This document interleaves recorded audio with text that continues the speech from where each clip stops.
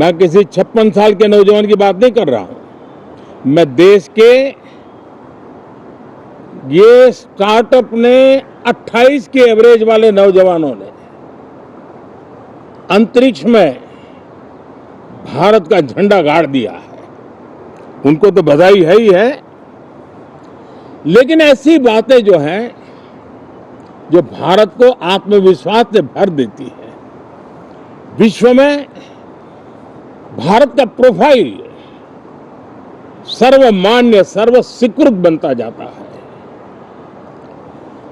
साथियों, ये संयोग नहीं, ये एक संदेश है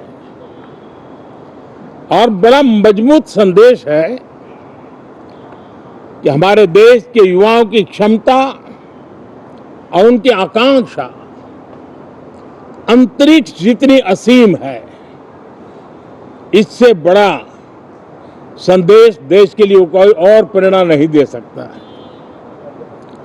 साथियों, जो रिफॉर्म एक्सप्रेस पर सवार होकर के आज देश चल पड़ा है, उसी का नतीजा है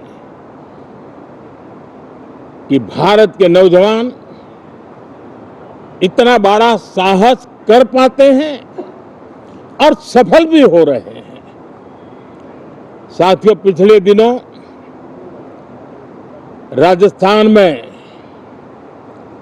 बहुत बड़ी ऑयल रिफाइनरी देश को समर्पित की गई। पिछले कुछ सप्ताह पहले एक सेमीकंडक्टर प्लांट यानी तीसरा देश को समर्पित किया गया। अभी कुछ दिन पहले ग्रीन हाइड्रोजन से चलने वाली ट्रेन, और विश्व में बहुत कम देश ऐसे हैं कि जिनके पास ये सुविधा है, लेकिन भारत ने जो हाइड्रोजन ट्रेन देशवासियों को समर्पित की है, वो सबसे ताकतवर इंजन वाली है और सबसे लंबी है। ये अपने आप में भारत के वैज्ञानिक, भारत के इंजीनियर्स, भारत के इनोवेटर्स, भारत के उद्यमी, भारत के श्रमिक, ये जो एक लक्ष्य लेकर के देश के लिए जी रहे हैं, देश के लिए काम कर रहे हैं, उसी का परिणाम है। साथियों, हम भली भांति जानते हैं और पूरी दुनिया चिंतित भी है, लगातार कहीं न कहीं युद्ध की स्थितियां बनती रही है।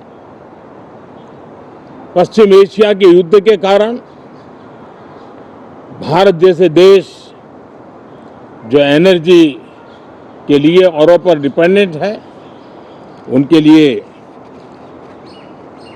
ये पश्चिम एशिया का युद्ध एक बहुत ही बड़ा संकट का कारण रहा। Petrol, diesel, LPG, fertilizer, chemicals, यानी हर विषय में अनेक बाधाएं, अनेक संकट आए।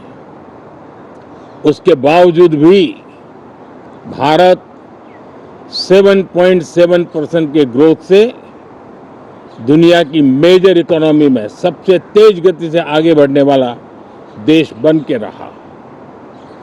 ये भारत के सामर्थ्य का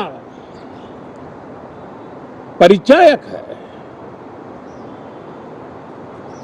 भारत किस प्रकार से उत्साह और उमंग के साथ नई ऊंचाइयों को पार करना चाहता है, उसकी इसमें एक झलक है। और ऐसे में जब ये मॉनसून सत्र आरंभ हो रहा है, देश ने स्पीड पकड़ ली है